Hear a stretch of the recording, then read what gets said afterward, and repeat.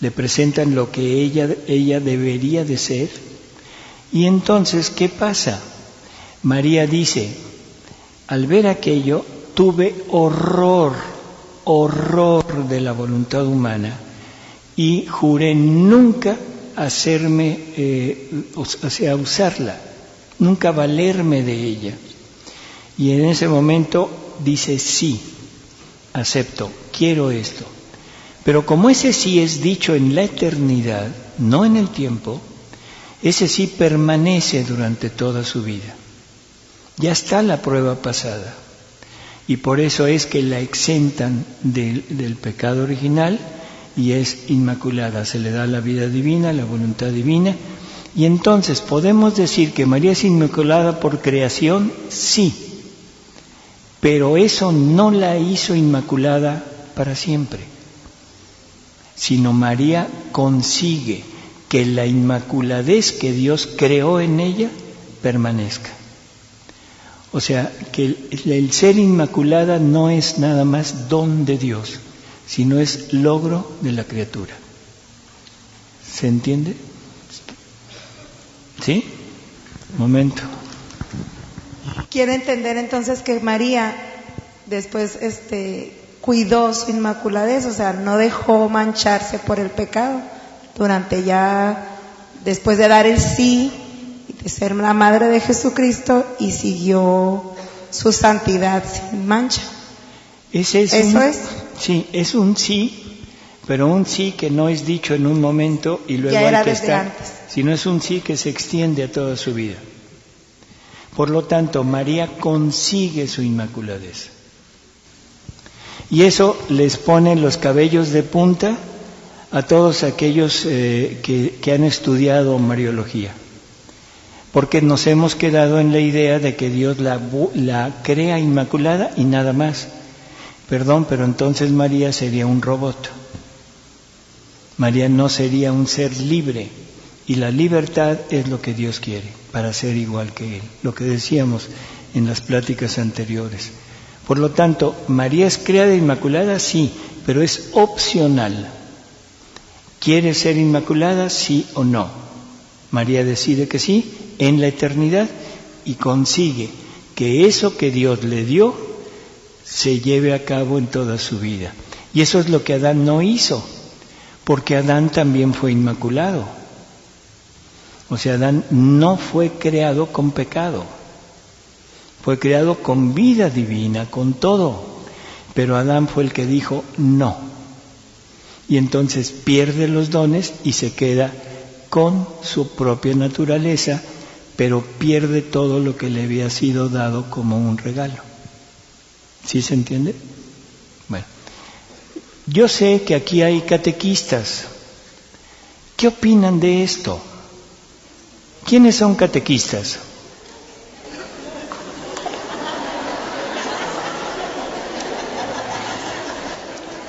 Por acá hicieron así. ¿Por acá hay catequistas? Bueno, ¿qué opinan de esto? ¿Qué opinan de lo que hemos hablado? ¿Qué opinan de ese Adán? ¿Qué opinan de ese pecado original? ¿Qué opinan del plan de Dios? ¿Qué opinan de María? ¿Qué opinan de la inmaculadez de María? ¿No opinan nada? ¿Que todo qué? Sí, yo sé que todo es voluntad de Dios, pero ¿y qué opina con respecto a lo que teníamos anterior? Bueno, pues me ha abierto un poquito más mi mente, ya he aprendido más cosas que no sabía, o había duda en algunas cosas, pero ya quedaron más claras. Abrimos un poquito su mente. Préstenme un hacha, por favor, para abrirla. Un poco, sí. O sea, quisiéramos así total, ¿no? Así es, vamos poco a poquito, ¿no? Hay algo que es tremendo, porque en la actualidad se piensa que Adán no existió.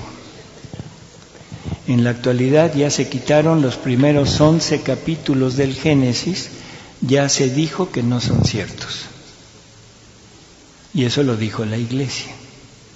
Así que estamos ante un momento muy crucial, porque estamos, por un lado, nos están quitando la historia original del hombre, y por otro lado Jesús nos está dando el conocimiento de lo que realmente pasó en ese tiempo, ¿sí?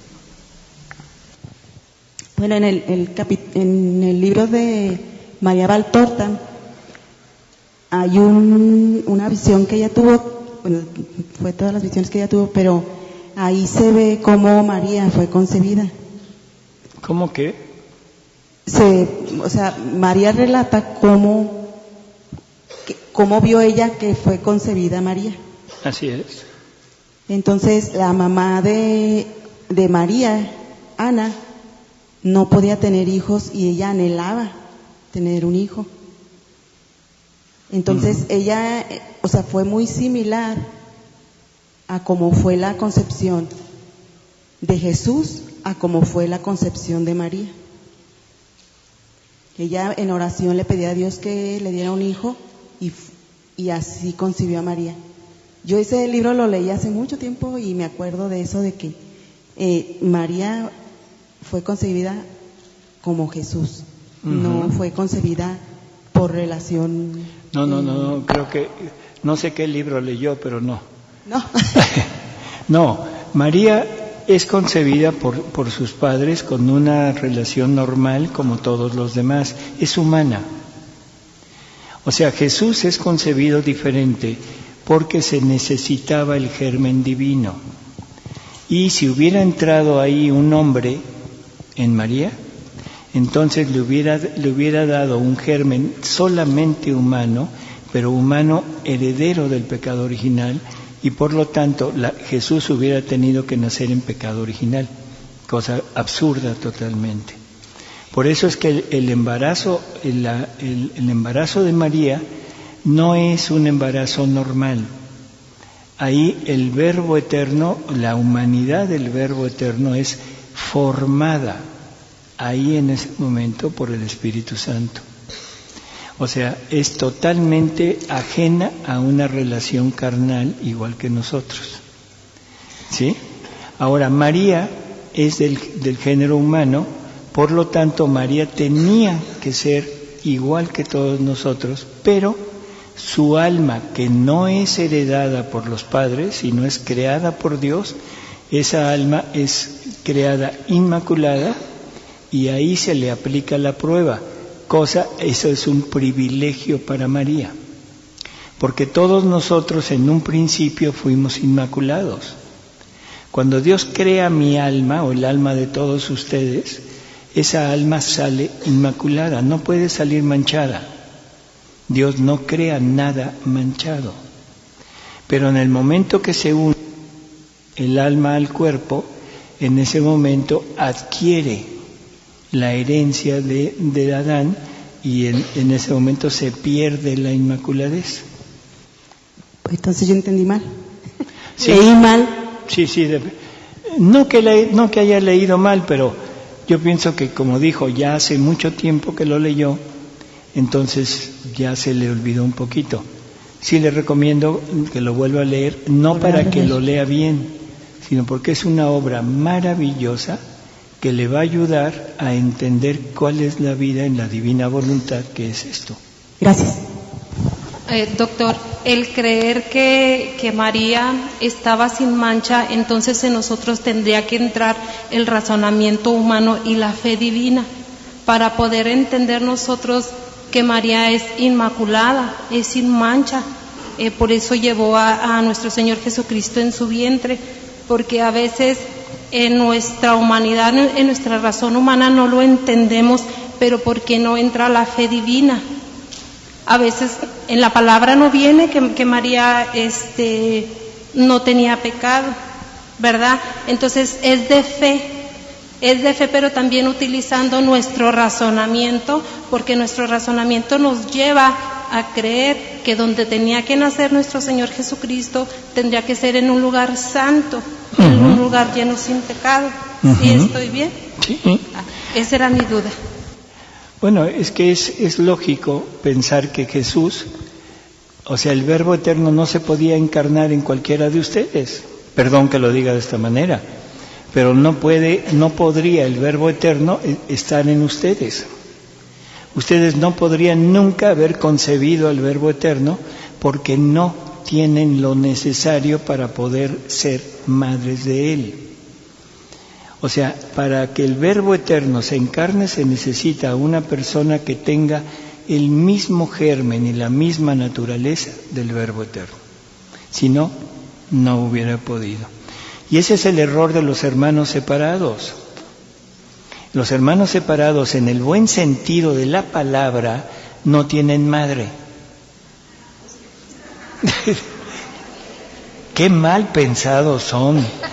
Dije en el buen sentido de la palabra. O sea, no tienen madre porque están poniendo a María como cualquiera de ustedes. Y esto tampoco lo digo en son peyorativo, sino que ninguna de ustedes podría compararse a María. Porque todos ustedes y nosotros nacemos con la carencia de aquello que Adán perdió, y María necesitaba ser totalmente lo que Dios creó para que pudiera concebirse en ella el Verbo eterno. Si no, no hubiera sido. Entonces al principio lo creímos por fe. ¿Por qué? Porque así lo dejó Dios, punto. Y usamos la fe para decir María es inmaculada. Pero como que no sabíamos el fondo de esto. Por fe decimos que todos nacemos en pecado original, pero no teníamos ni la menor idea de lo que eso es. Nacemos manchados. Perdón, yo no tengo por qué nacer manchado de un pecado que yo no cometí. ¿Por qué me dicen que ahora se necesita perdonar el pecado? Perdón, pero eso no. Y desde el catecismo está. Nada más que siempre nos lo han enseñado como que es la culpa original y como que nosotros tenemos esa culpa. No es cierto, simplemente lea el catecismo. No es herencia del pecado, es la consecuencia del pecado. Doctor, yo creo que aquí la duda es que nosotros pensamos que el alma de María era un alma chiquitita, de un bebé. ¿Ah, sí? Sí, chiquitita. Pero no, nuestra capacidad a veces no nos da a entender que el alma es alma. Durante toda la eternidad es alma.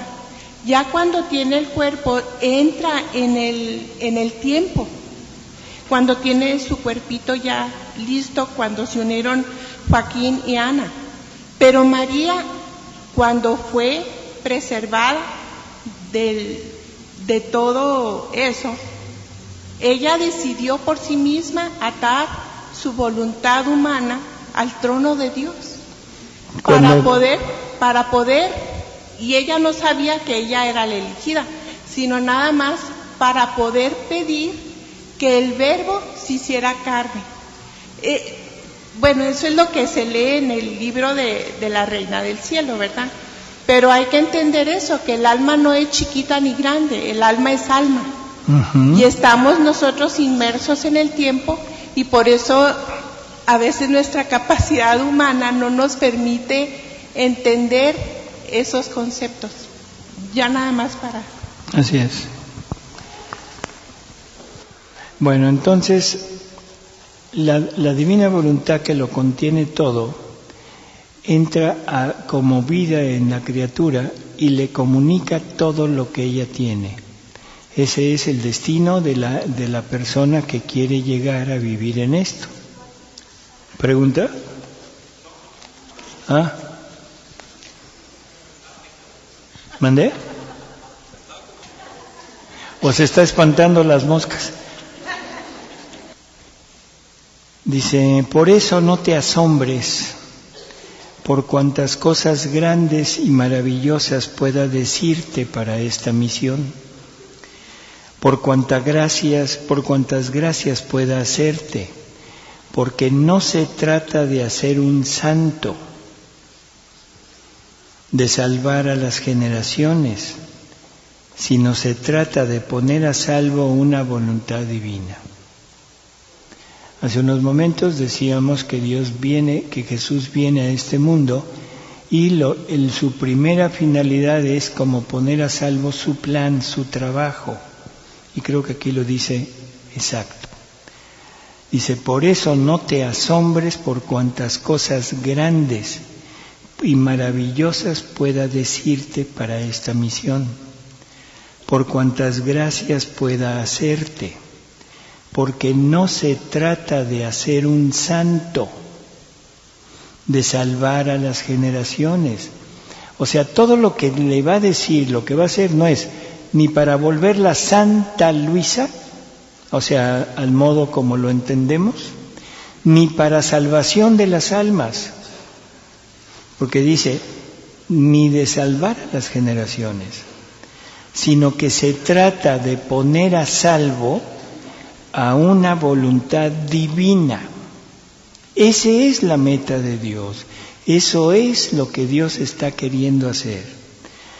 Que todos regresen al principio, al origen del cual todos salieron. Y que la finalidad de mi voluntad, o sea, la finalidad de Dios, tenga su cumplimiento. Bueno, dice, hija mía, mi voluntad es la santidad de las santidades. Así que el alma que hace y vive en mi voluntad, por cuanto fuera pequeña, ignorante, ignorada, deja atrás a todos los demás santos, a pesar de los portentos, de las conversiones estrepitosas, de los milagros que hayan hecho. Es más, comparándolos a todos estos santos con el alma que vive en su voluntad, dice, las almas que viven en mi voluntad son reinas y todas las demás están como a su servicio. El alma que hace mi voluntad parece que no hace nada, pero lo hace todo. Porque estando en mi voluntad obran a lo divino, ocultamente y en modo sorprendente. Así que son luz que ilumina, son vientos que purifican, son fuego que quema, son milagros que hacen hacer los milagros, y quienes los hacen son solamente los canales, porque en ellas, en esas almas que viven en su voluntad, es donde reside la potencia para hacerlos. Así que son el pie del misionero, la lengua de los predicadores, la fuerza de los débiles, la paciencia de los enfermos, el régimen de los superiores, la obediencia de los súbditos, la tolerancia de los calumniados, la firmeza en los peligros, el heroísmo de los héroes, el valor de los mártires, la santidad de los santos y así de todo lo demás. Porque estando en mi voluntad concurren a todo el bien que puede haber en el cielo y en la tierra. He aquí por qué puedo decir que son mis verdaderas hostias, pero hostias vivas, no muertas. Porque los accidentes que forman la hostia no están llenos de vida, ni fluyen a mi vida. En cambio, el alma está llena de vida y haciendo mi voluntad fluye y concurre a todo lo que hago yo. He aquí por qué me son más queridas estas hostias consagradas por mi voluntad que las mismas hostias sacramentales. Y si tengo alguna razón de existir en estas, es para formar las hostias sacramentales de mi voluntad.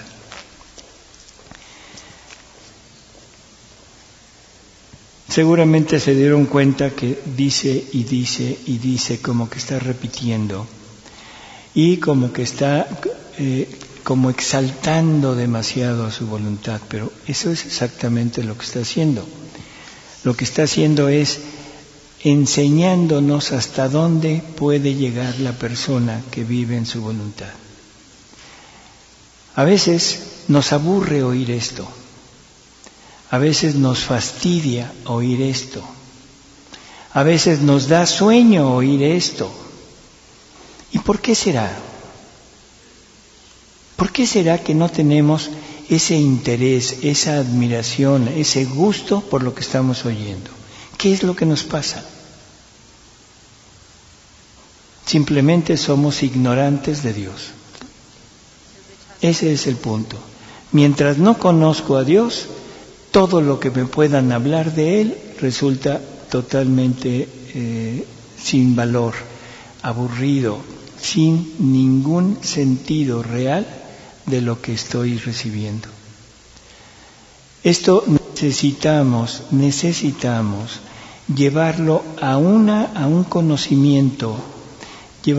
Necesitamos conocer a Dios para entender algo de lo que nos está diciendo y sentir el sabor de lo que nos está hablando. Yo quisiera ir analizando poco a poco esta lectura, porque en esta lectura está encerrado prácticamente todo lo que es el vivir en la divina voluntad. ¿Quieren que lo hagamos o nos vamos a otra? No me den por mi lado, ¿eh?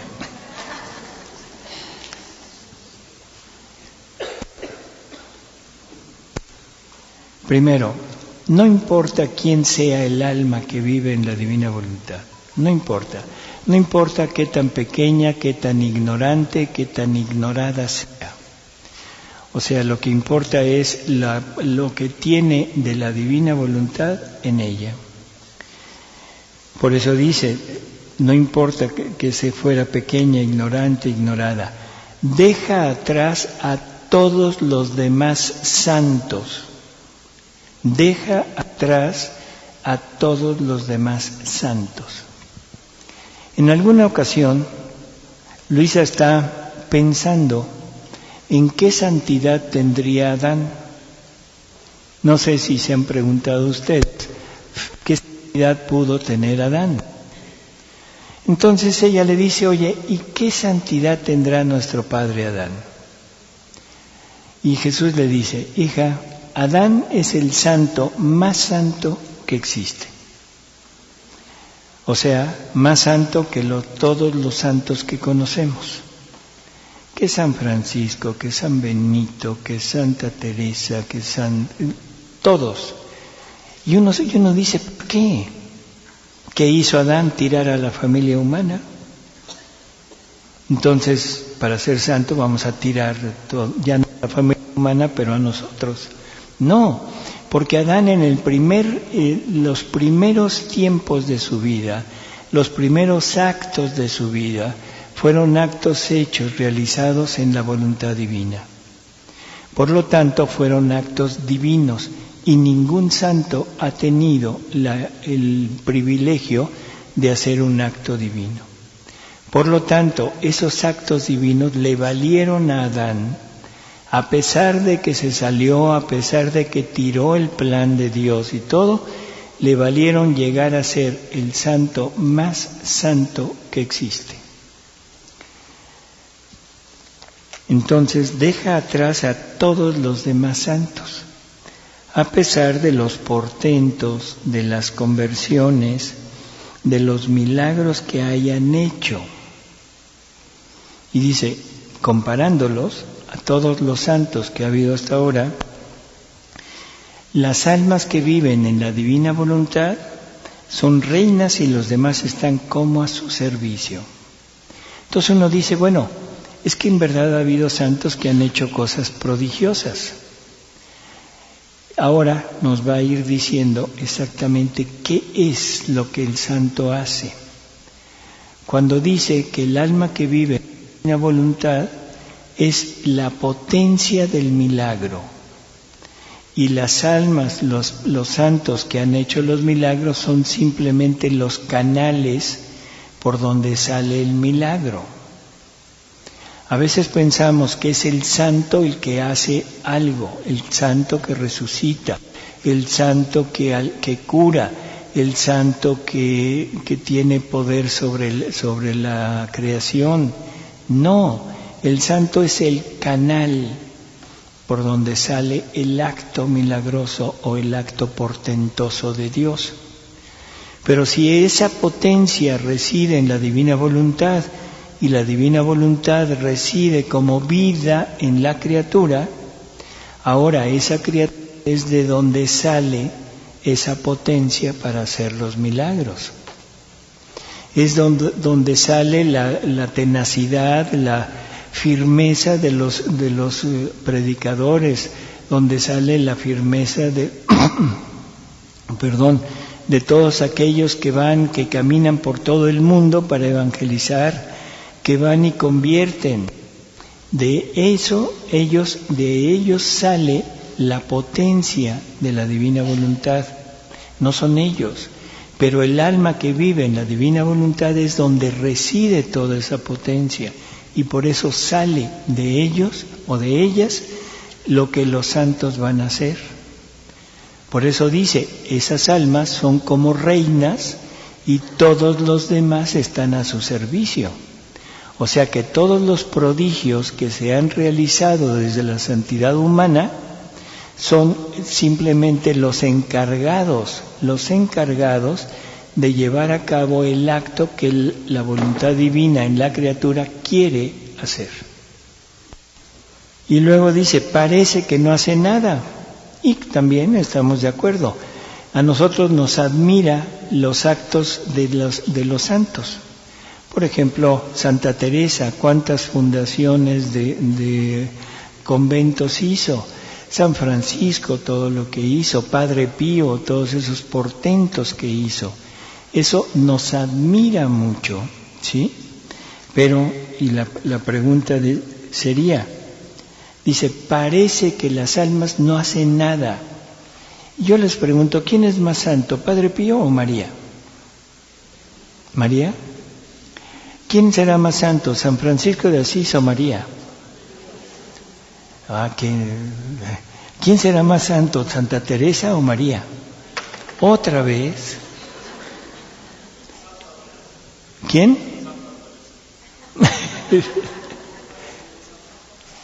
O sea, ¿y por qué María es más santa? ¿Qué hizo María? Nada. ¿Qué fundación hizo? ¿Qué milagros hizo? Ninguno.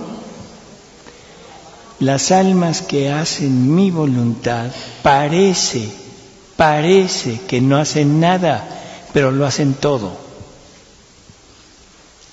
Ese es otro punto que es importante entender. No es necesario llevar a cabo la obra, sino es necesario poseer la potencia de la obra. Llega la hemorroísa, ¿se acuerdan de ese pasaje? Llega esa mujer que ha tenido una enfermedad de años, pero va con la fe absoluta de que si toca la punta del manto de Jesús queda curada. Va Jesús como en el metro. ¿Si han estado en el metro alguna vez? ¿No? Híjole, se han perdido de la mayor experiencia de este mundo. Es la experiencia de ser sardina enlatada. O sea, lo llevan a uno en vilo, lo meten, lo sacan, hace todo, menos a donde ustedes van. Lo sacan donde quieran y donde se quieran meter, no los dejan. Digo, sardina enlatada, eso es el método. Bueno, así va Jesús. Lo llevan casi en vilo y llega a la hemorroísa, se logra acercar, toca la punta de su manto y en ese momento se voltea a Jesús y le dice, ¿quién me tocó? Y los apóstoles con toda razón dicen, ay maestro, no la mueles, Estás viendo cómo te traen y todavía preguntas quién te tocó. ¿Sí? ¿Qué pasó? Que la potencia del milagro, la potencia que hace el milagro reside en Jesús. El canal por el cual sale es la fe de aquella mujer y el manto. Ese es el canal que sale, por donde sale la potencia. ¿Quién hizo el milagro?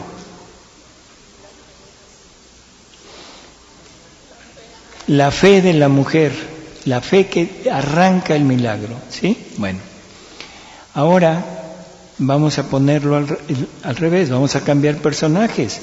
Jesús es quien es porque en Él reside la divinidad. Jesús puede lo que puede porque en Él reside la voluntad divina. Ahora, esa vida y esa voluntad reside en ustedes. ¿Qué va a pasar?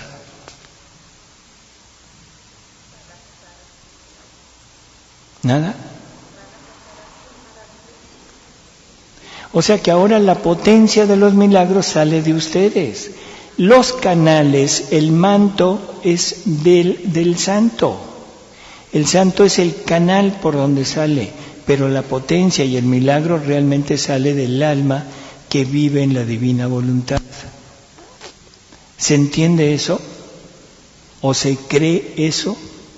¿O nos deja muchas dudas y decir, no, esto está mal? ¿Está mal? ¿Tamal de rajas, verde, de rojo? ¿Qué tipo de tamal?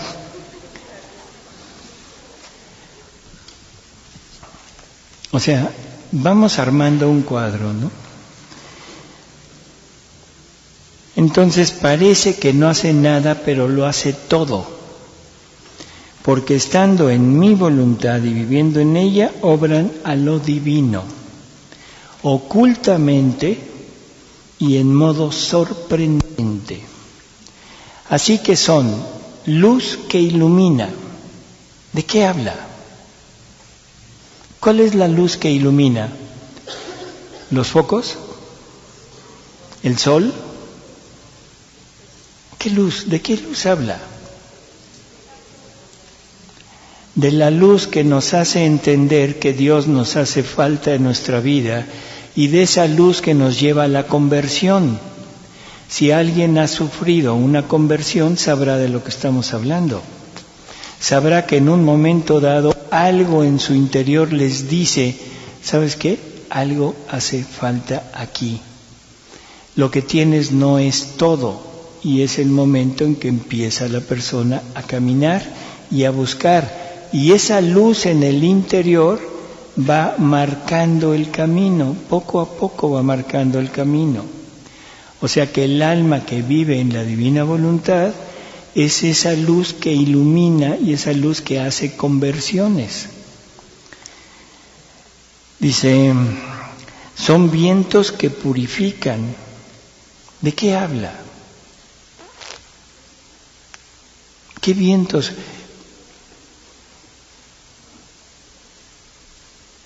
Ninguno, bueno, ni modo.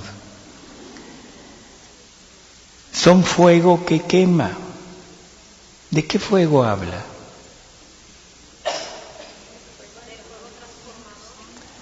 Del fuego transformador. ¿Qué sería ese fuego transformador? El Espíritu Santo es todo ese fervor, esa parte que Él pone en el alma y que le empieza a llevar para buscar más. ¿Sí? Es eso que lo impulsa a buscar más y ese fuego que se llega a convertir en amor. Son milagros que hacen hacer los milagros, ya dijimos, quienes los hacen son solo los canales. Así que con todo esto ahora son el pie del misionero. O sea, toda esa constancia, toda esa resistencia, todo eso que el misionero hace, no sale de él, sale de Dios y él lo acepta y por eso ahora es la voluntad querida de Dios, que Dios quiere que alguien sea misionero y tiene preparado todas las gracias y todos los dones para que lo logre ser. Cuando el alma acepta, le da todo aquello y ahora esa persona se convierte en misionero. Eso está depositado en la divina voluntad y por lo tanto ahora quien da todos esos dones es el alma que vive en la divina voluntad. Entonces son el pie del misionero, ¿sí? Es la lengua de los predicadores, es la fuerza de los débiles. Esa es la fuerza. ¿De dónde sacaban la fuerza los mártires? De Dios. De Dios. ¿De dónde sale la fuerza de un niño enfrentarse a un león o a un toro o a una serpiente? ¿De dónde sale la fuerza de los mártires que salían al Coliseo?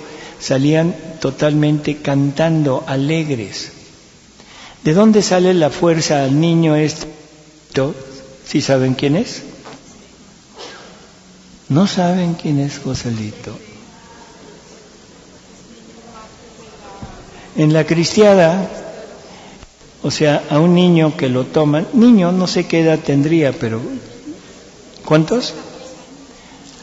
Más o menos 13, 14 años, que entre uno de tantas cosas que le hacen, le despellejan los pies, las plantas de los pies, y lo ponen a caminar entre piedras. O sea, entre una de tantas cosas que le hacen, lo hacen trizas, y el niño va feliz de la vida porque lo está ofreciendo a Cristo. ¿De dónde sale ese valor? ¿De dónde sale esa fuerza? ¿Del niño? No, sale de Dios, sale de la voluntad divina. Y si esa voluntad divina habita en una persona, esa persona se vuelve la depositaria y la dadora de esa fuerza. Y como Dios no necesita méritos, a Él no le interesan los méritos se los da a la criatura, como si ella hubiera sido la que da, la que dona todo eso.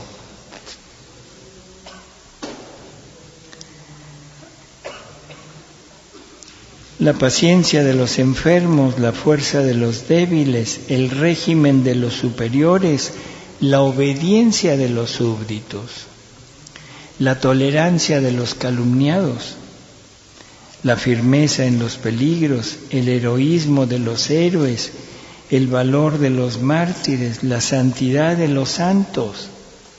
Todo eso sale de la divina voluntad y todo eso sale del alma que vive en esa voluntad y todo el mérito que eso tiene se le aplica y se le da a esa persona que permite que la divina voluntad obre en ella.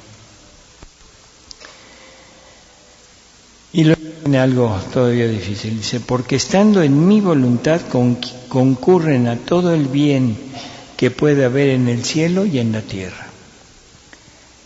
He aquí por qué puedo decir que son mis verdaderas hostias, pero hostias vivas, no muertas, como son las hostias sacramentales. Hostias vivas, no muertas. La hostia es un pedazo de pan, unas cuantas gotas de vino, que a través de las palabras del sacerdote, de la consagración que lleva a cabo, se transforman en el cuerpo, en la sangre, en el alma y en la divinidad de Jesús. Ahí está Jesús, es Jesús. Pero resulta que la hostia no tiene nada para que Jesús, que está ahí, pueda desarrollar sus acciones. Jesús puede hablar, pero la hostia no tiene boca. Jesús puede caminar, pero la hostia no tiene pies. Jesús puede pensar, pero la hostia no tiene un cerebro. En fin, todas las acciones que Jesús puede realizar, la hostia o el vino no le dan los medios para poderlo hacer. Por eso es que le llama hostia muerta. Dice, porque no fluyen, no concurren a desarrollar su vida en ella. Y lo que desea es llegar al alma, llegar a la persona, para que una vez llegando, él pueda tomar a esa persona y hacer una consagración de esa persona, para que ahora ella sirva como hostia, pero hostia viva. Esa hostia viva que sí tiene todo lo necesario para que él pueda desarrollar sus acciones. Nosotros tenemos ojos, Jesús podrá ver a través de nosotros. Nosotros tenemos boca, Jesús podrá hablar a través de nosotros. Jesús quiere caminar, nosotros tenemos pies para que Él camine y así por el estilo. Por eso llama hostias vivas. Dice aquí, porque puedo decir que son mis verdaderas hostias, pero hostias vivas, no muertas, porque los accidentes que forman la hostia no están llenos de vida, ni fluyen a mi vida. En cambio, el alma está llena de vida y haciendo mi voluntad, fluye y concurren a todo lo que hago yo. Y he aquí porque me son más queridas estas hostias consagradas por mi voluntad. Esa palabra, consagradas por mi voluntad, que las mismas hostias sacramentales. Y si tengo alguna razón de existir en estas, es para formar las hostias sacramentales de mi voluntad. Ahora ya me dio a conocer la finalidad por la cual se quedó en la hostia, por la cual se quedó sacramentada. Ahora ya sé la finalidad del sacramento de la Eucaristía. El sacramento de la Eucaristía es un medio para que Él pueda llegar a desarrollar su vida en nosotros. Es el medio para llegar a nosotros, para darnos el alimento, para hacernos crecer en esa vida divina. ¿Queda entendido? ¿O queda aceptado? ¿O queda rechazado? ¿Cómo queda? ¿Aceptado? Bueno, entendido sí, pero ¿aceptado o no? Aceptado. ¡Qué bárbaro! ¡Qué bien explico!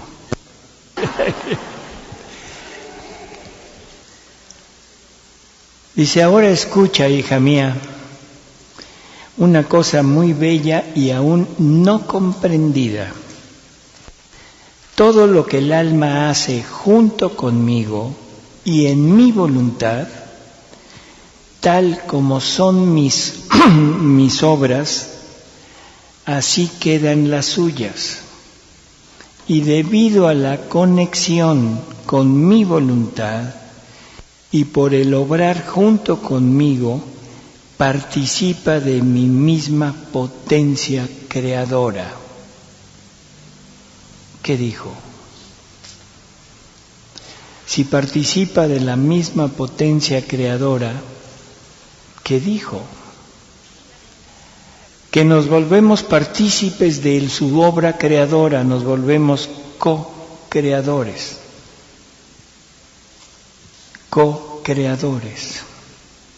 Sí, perdón, tengo una duda con relación a lo que es las almas que viven en la divina voluntad, participan de la potencia creadora. ¿Querría decir esto concurrir en la creación de almas o potencia creadora de qué crear qué? ¿La creación le parece poco? No me parece poco.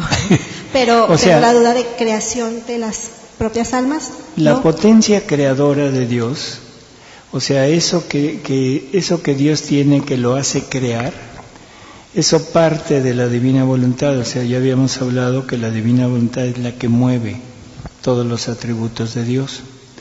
Y uno de los atributos de Dios es su potencia. Y esa potencia es la que puede crear cosas o puede crear almas, ¿sí?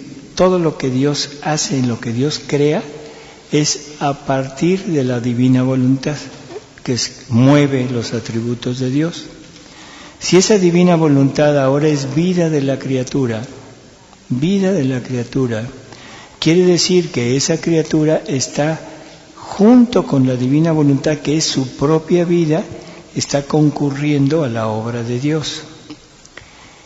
En la actualidad se está discutiendo el quinto dogma de María. ¿Cuál es el quinto dogma? Corredención. O sea, María participa activamente en la redención de las almas. ¿Y cuál es la participación de María en esa redención?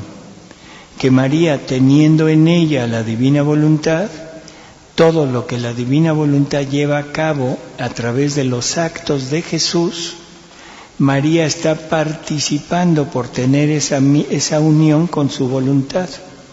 Entonces ahora María es a la que se le atribuye de alguna manera los méritos de la redención de Jesús, y María se vuelve corredentora. ¿Sí?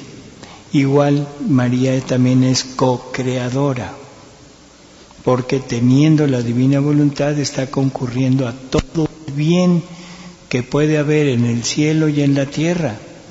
La creación es un bien, la redención es un bien, la santificación es un bien. Por lo tanto, el alma que llega a tener a la divina voluntad como vida, ella está actuando junto con la divina voluntad en Dios, y entonces se vuelve la participadora de lo mismo. Cuando hablamos de la Trinidad, decimos, el Padre creó, el Padre es el que crea, el Hijo es el que redime y el Espíritu Santo es el que santifica. Esa es la idea que tenemos, ¿no? Y si yo le dijera que no, me va a decir que estoy mal. Si yo le dijera que la creación la hizo el Hijo, ¿qué me diría? ¿Que qué? No oigo. Que hemos dado mal los temas de catequesis entonces. Porque tradicionalmente pues así les explicamos, ¿verdad? Así explicamos el catecismo. San Pablo nos dice, refiriéndose a Jesús, San Pablo nos dice que Él es el primogénito, ya lo habíamos hablado, que Él fue el creador de todo. Todo fue creado por Él, para Él y en Él. Que Él es vida de todo. ¿Se acuerdan de esas palabras de San Pablo? Entonces ahora dígame qué es lo que ha enseñado en el catecismo. No, entonces nos falta complementar lo del Génesis con la lectura de San Pablo. Sino entonces es el conjunto, son los tres, es uno solo. Ese es entonces el punto. En el Génesis Dios dice hagamos, Él no estaba solo. También Juan dice, al principio la palabra estaba con Dios y la palabra era Dios. Era Dios. O sea, lo malo es que tomamos partecitas y lo separamos del contexto. El verbo es el creador, es el hacedor, porque el verbo eterno es la segunda persona de la Trinidad y es la palabra de Dios. ¿Con qué palabra crea Dios? Fiat, o sea, hágase. Esa palabra fiat indica una acción. Y en gramática, cualquier palabra que indica acción es un verbo. Por eso el verbo eterno es la palabra de Dios, y ese verbo eterno es la segunda persona de la Trinidad. El creador es el Padre, es el que saca la idea, el que saca todo lo necesario para llevar a cabo la obra, pero el que la toma y hace es el verbo, porque es la palabra de Dios. Entonces no es que esté mal, simplemente hay que ir entendiendo que la divinidad es una, pero esa divinidad actúa a través de tres personas. Cuando Dios crea, no es el Padre solo, está el Hijo y está el Espíritu Santo. Cuando Jesús redime, no es solo, está el Padre y está el Espíritu Santo. Cuando el Espíritu Santo santifica, está el Padre y el Hijo ahí. Es la misma obra de los tres.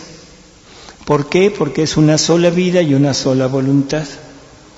En el momento que yo entiendo eso, ahora es muy sencillo entender que si yo tengo esa voluntad como vida, de alguna manera estoy participando junto con ellos, concurriendo junto con ellos en las obras de ellos. Por eso María es corredentora, porque participa junto con ellos en las obras por tener la divina voluntad. Y lo vemos en María como algo casi natural. Y yo pregunto, ¿y por qué no lo veo natural en mí? Si yo viviera en la divina voluntad y yo tuviera la divina voluntad como vida mía, en ese momento yo estaría participando de esa misma obra y de esas mismas actitudes de ellos. ¿Sí se logra captar? Bueno, eso es vivir en la divina voluntad. O sea, participar en todo lo que la divina voluntad hace. Y vuelvo a repetir, Dios no necesita méritos, por lo tanto los méritos se los aplica a la criatura. Jesús logra la gloria universal en él. ¿Qué es la gloria universal? Es vamos a decir, es el premio, para no entrar en muchos detalles, es el premio por haber redimido a toda la familia humana y por haberle dado al Padre lo que toda la familia humana debería de haberle dado. Entonces Él recibe por toda la familia humana. No importa que algunos se pierdan, ¿sí? Él hizo por todos. Él pagó por todos. Él le dio la gloria por todos. Eso es recibir la gloria universal.